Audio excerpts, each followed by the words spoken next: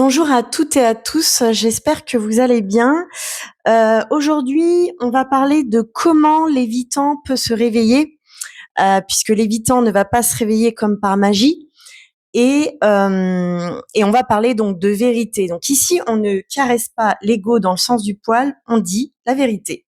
Et ce que je vais te dire aujourd'hui, si cela te dérange, c'est un très bon signe, parce que cela veut dire que ton ego est touché.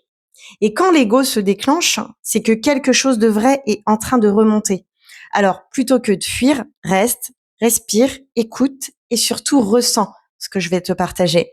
Parce que cette vérité n'est pas là pour te blesser.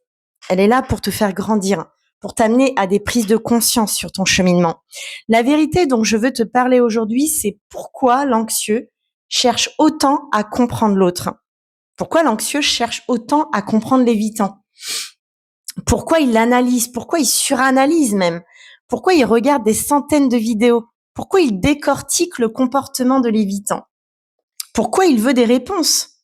Alors, il y a une vérité, c'est que à un moment donné, l'anxieux, effectivement, va aller chercher des informations parce qu'il a besoin de comprendre. Mais il y a une autre vérité qui est un peu plus sournoise. C'est la vérité que l'anxieux ne cherche pas à comprendre l'autre, il cherche à éviter de se rencontrer. Oui, je sais que ça pique. Comprendre l'autre pour l'anxieux, c'est aussi une stratégie de survie, une manière de rester à l'extérieur, une manière de ne pas descendre à l'intérieur de lui-même. Parce qu'à l'intérieur, il n'y a pas que l'évitant qui l'a blessé, il y a aussi ses blessures à lui, ses manques. Et il y a une identité qui s'est construite dans l'insécurité. Et ça, c'est beaucoup plus inconfortable à aller regarder.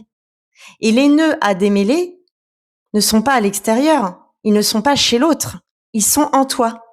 Et ce profil anxieux peut rester là-dedans, mais bloqué pendant très longtemps. Il peut tourner en rond pendant des années. Il peut même être dans la posture d'attente sans même s'en rendre compte, à analyser, à espérer.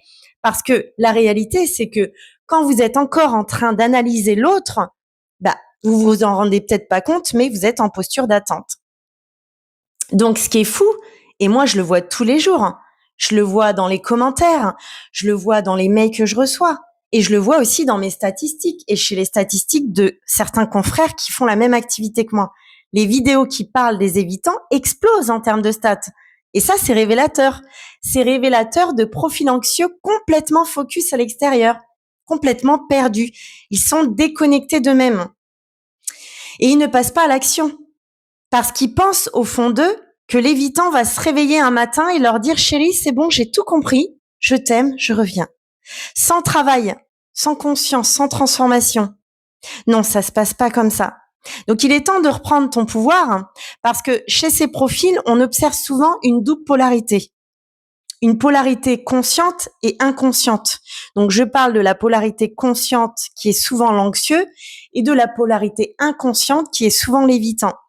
Donc, entre guillemets, pour l'évitant, parce qu'il faut bien savoir que l'évitant, on appelle ça de l'amnésie partielle. Hein. Il peut être amnésique partiellement ou totalement, du fait qu'il se coupe de son système émotionnel.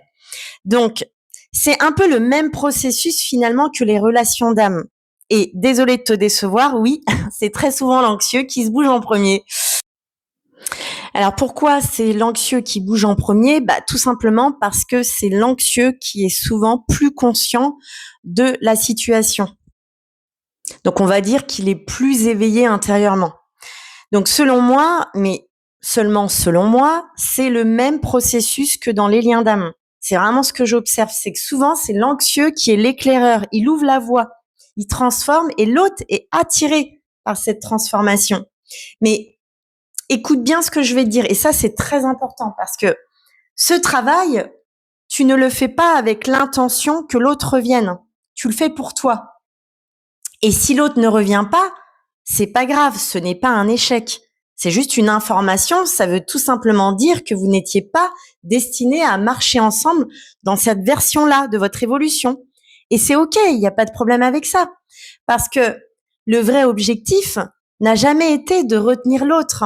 Le vrai objectif, c'est de se retrouver, c'est de sortir de la dynamique relationnelle dysfonctionnante, dysfonctionnelle.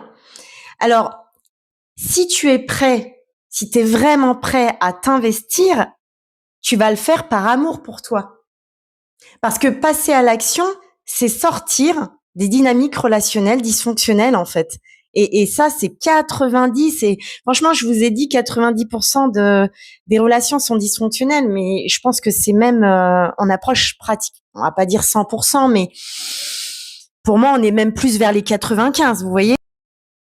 Ok, donc je vais terminer ce podcast en te disant que tu as deux choix qui s'offrent à toi. C'est soit tu peux continuer à attendre, à analyser, à espérer que l'autre change, soit tu te prends en main et tu peux choisir de te rencontrer, de prendre tes responsabilités pour créer consciemment ta nouvelle vie amoureuse.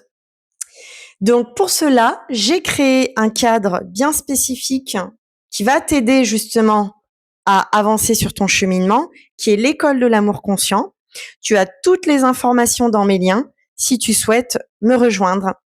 Je suis présente au quotidien pour t'aider et t'accompagner en profondeur sur ce cheminement. Voilà, je vous embrasse, prenez soin de vous et je vous dis à très bientôt.